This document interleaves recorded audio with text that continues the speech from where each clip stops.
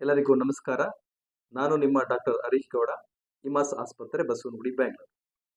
ಇವತ್ತು ನಾನು second opinion ಬಗ್ಗೆ ಮಾತಾಡ್ತೀನಿ.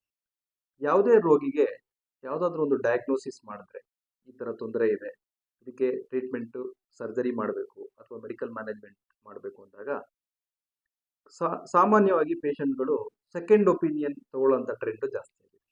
ಯಾಕೆ ಪೇಷಂಟ್ಗಳು ಸೆಕೆಂಡ್ ಒಪಿನಿಯನ್ ತಗೋತಾರೆ? ಫಸ್ಟು ಯಾವುದೋ ಒಂದು ಸರ್ಜರಿ ನಾವು ಮಾಡಬೇಕು ಅಂತ ಪೇಷಂಟ್ಗೆ ಎಕ್ಸ್ಪ್ಲೈನ್ ಮಾಡಿದಾಗ ಆ ಡಯಾಗ್ನೋಸಿಸ್ನ ಕೇಳೇ ಪೇಷಂಟ್ಗೆ ಭಯ ಆಗುತ್ತೆ. Apprehension about surgery. ಇನ್ನು ಇದಕ್ಕೆ ಟ್ರೀಟ್ಮೆಂಟ್ ಏನು? ಸರ್ಜರಿ. ಸರ್ಜರಿ ಅಂದರೆ ಪ್ರತಿಯೊಬ್ಬರಿಗೂ ಭಯ. ಸರ್ಜರಿ ಕಂಡ್ರೆ ಯಾರಿಗೆ ಭಯ ಇಲ್ಲ. ಆದರೆ ಇವತ್ತಿನ ದಿವಸ ಮೆಡಿಕಲ್ ಟೆಕ್ನಾಲಜಿ ಎಷ್ಟು ರೆವಲ್ಯೂಷನ್ ಆಗಿದೆ ಅಂದರೆ ಪ್ರತಿಯೊಂದು ಸರ್ಜರಿನೂ ಕೂಡ ತುಂಬ ಸಿಂಪಲ್ ಆಗೂ ಮಾಡ್ಬೋದು. Without anxiety, without patient discomfort, we can do some surgery. So ಅದಕ್ಕೆ ಪೇಷಂಟ್ ಮಾಡಬೇಕಾಗಿರೋ ಕೆಲಸ ಏನಂದರೆ, ಯಾವುದೇ ವೈದ್ಯ ಈ ಥರ ಡಿಸೀಸ್ ಇದೆ ಅಂತ ಹೇಳಿದಾಗ ರೋಗದ ಬಗ್ಗೆ ಅರ್ಥ ಮಾಡ್ಕೊಳ್ಳೋಕ್ಕೆ ಪ್ರಯತ್ನ ಪಡಬೇಕು. What are the treatment options? Step 1 medical management ಇರುತ್ತೆ, ಸ್ಟೆಪ್ 2 ಸರ್ಜರಿ ಇರುತ್ತೆ. ಇದನ್ನು ಅರ್ಥ ಮಾಡ್ಕೊಳ್ಳೋಕ್ಕೆ ಪ್ರಯತ್ನ ಪಡಬೇಕು.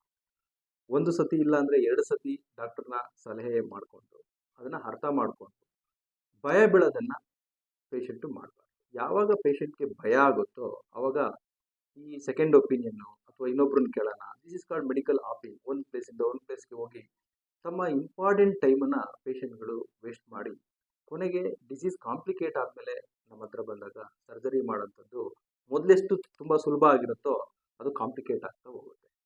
ಇದರಲ್ಲಿ ನಮ್ಮ ವೈದ್ಯರ ಕರ್ತವ್ಯ ಏನಂದರೆ, ಪ್ರತಿಯೊಂದು ರೋಗದ ಬಗ್ಗೆ ಪೇಷಂಟ್ನ ಭಯ ಬೀಳಿಸ್ತೇನೆ, ಅವ್ರಿಗೆ ಸರಿಯಾಗಿ ಮನದಟ್ಟಾಗಂತೆ ಅರ್ಥ ಮಾಡಿಸಿ 1 ಬಾರಿ 2 ಬಾರಿ ಅಥವಾ 3ನೇ ಬಾರಿ ಟ್ರೀಟ್ಮೆಂಟ್ ಆಪ್ಷನ್ ಬಗ್ಗೆ ಎಕ್ಸ್ಪ್ಲೇನ್ ಮಾಡ್ತೀವಿ. ಮೆಡಿಕಲ್ ಮ್ಯಾನೇಜ್ಮೆಂಟ್ ಮಾಡ್ಬೋದು ಅಥವಾ ಸರ್ಜರಿ ಮಾಡ್ಬೋದು ಅಂತ. ಇವನ್ ಸರ್ಜರಿ ಬಗ್ಗೆ ಹೇಳಿದ್ರು ಕೂಡ ಅದನ್ನು ಸುಲಭವಾಗಿ ಪೇಷಂಟ್ ಅರ್ಥ ಮಾಡ್ಕೊಳ್ಳೋ ರೀತಿಯಲ್ಲಿ ಹೇಳಿ ಪೇಷಂಟ್ನ ಕನ್ವಿನ್ಸ್ ಮಾಡೋಂಥ ಕಲೆ ನಮ್ಮ ವೈದ್ಯರಲ್ಲೂ ಕೂಡ ಇರಬೇಕಾಗುತ್ತೆ. Thank you.